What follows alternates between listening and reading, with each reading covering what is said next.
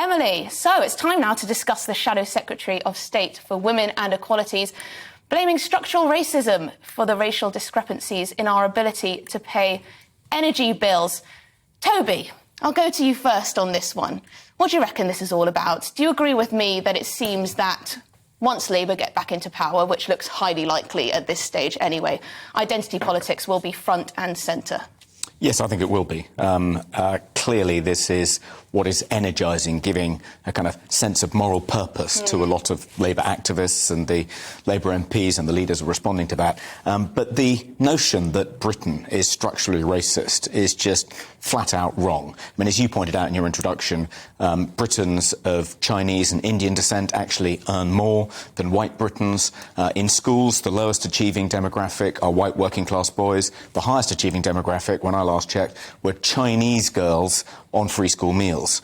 People say, well, OK, maybe people of Chinese and Indian heritage are doing well. What about black Britons? Isn't that an example of racism? Well, that's not true either. I mean, if you look at the achievement of black Britons of African descent in schools, they're one of the highest achieving demographics as well, even though African Caribbean black Britons of African Caribbean descent, particularly boys, aren't doing so well. They're still doing better than white working class boys. So the idea that we're in a structurally racist, live in a structurally racist society where if you're not white, you're a second class citizen is just complete nonsense. And it's not just nonsense, it's divisive nonsense. And it's not something the Labour Party should be going near. John, do you accept the premise of what Anneliese Dodds is saying? Do you believe that there is structural racism in this country? Because you have to believe that first in order to want to then have another Race Equality Act?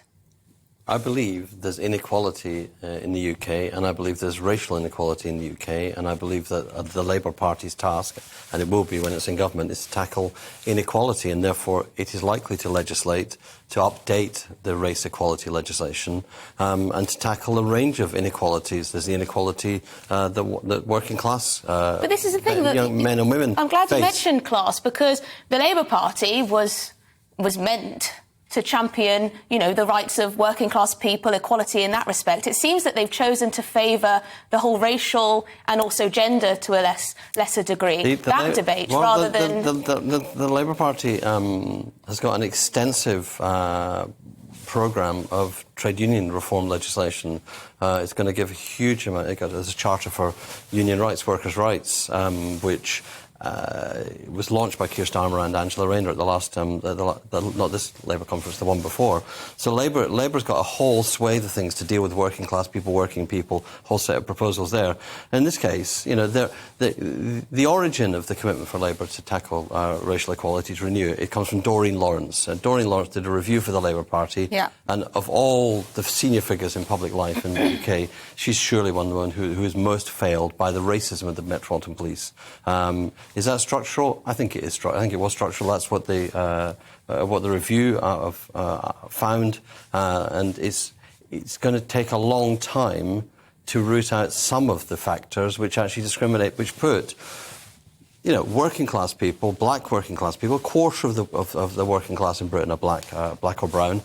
What puts them into poor housing, what puts them into precarious jobs, what puts them into situations where their kids don't do well at university, those have to be tackled by a party that's committed to equality. I'm really all for people looking into why people experience life differently and things that might hold them back or obstacles that they may need to overcome that other groups may not do. But I worry about what comes out of this type of stuff. What will be the recommendations? Will it mean more quotas? Does it mean we need to redistribute from white people to black and ethnic minority people who can't pay their bills? I mean, where do we go with this? It seems quite extraordinary that one would want to have an act because black families are struggling with their energy bills. Yeah, it does seem extraordinary. I mean, the Commission for Racial... It was recently, published last year, the Commission for Racial and Ethnic Disparities, a big report produced by a group of experts which looked into the issue of whether Britain does suffer from structural racism. Most of the people who wrote the report were black. The chair of the report, Tony Sewell, was black. And they concluded that a lot of these disparities, which are often cited as evidence of structural racism, are actually to do with class inequalities, to do with poverty, to do with level of education, socioeconomic status. And once you control for all those factors, the evidence for any actual racial structural racism completely disappears. I mean, I think, you're right to ask, well, what will the Labour Party do to tackle this? What will be in Labour's Race Equality Act? They haven't spelt it out yet, but I'm worried that it'll be like the proposal that Ibram X. Kendi has suggested in America, whereby he wants to set up a Department of Anti-Racism in the American government. He wants to pass an amendment to the American Constitution to make racism and racial discrimination punishable by prison sentences. And you can just imagine that people staffing this department, the power is bound to go to their heads, and they'll go around arresting people,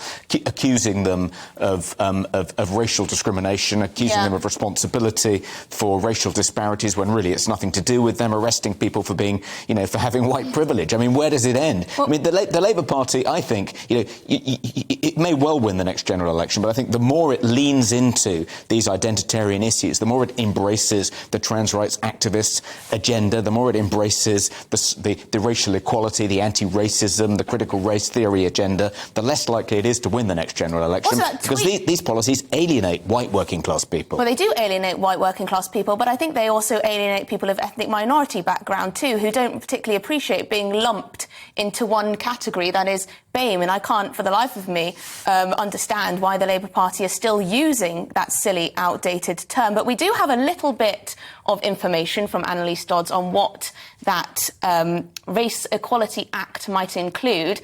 And apparently it means taking all of the recommendations from the Lamy review, which focused on criminal justice and how different groups are treated within the criminal justice system, and also making sure that our curriculum, she doesn't say whether that means in schools or in universities or in primary schools, in nurseries, etc., is diverse. It seems like they've decided that they want this Race Equality Act off the back of what Baroness Lawrence did with the COVID pandemic. She said that the COVID pandemic had hit races unequally. Apparently the pandemic was racist in one way or another. That's what the headlines were saying at the time anyway. But where do we go? Where are they going to go from this? Well, it's really obvious that the way black people are treated in the criminal justice system is different from the way white people are. That needs to be dealt with, and the Labour Party, Keir Starmer... But also crime statistics are different depending on But Keir Starmer said it at the core, at the launch of this. He said, we're going to try to tackle these disparities at the core of them. So we have to tackle housing quality. One way of dealing with housing is simply to build the hundreds of thousands of council houses every year that need to be built. But that's not a race issue. Why do they have to bring race into that? Because I think we all agree, there's a point of agreement between all of us, which is that where there is class-based underachievement, class-based poverty, the issues of inequality really matter.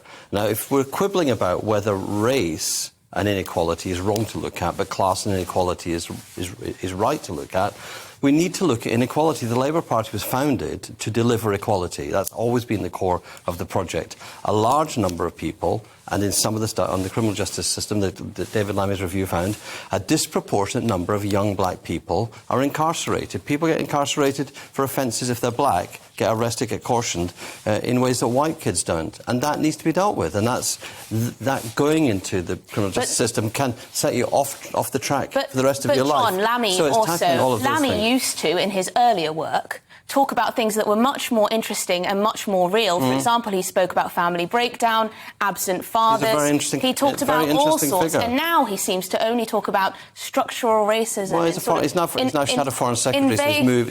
In vague terms, and I don't think it's particularly helpful anyway. We must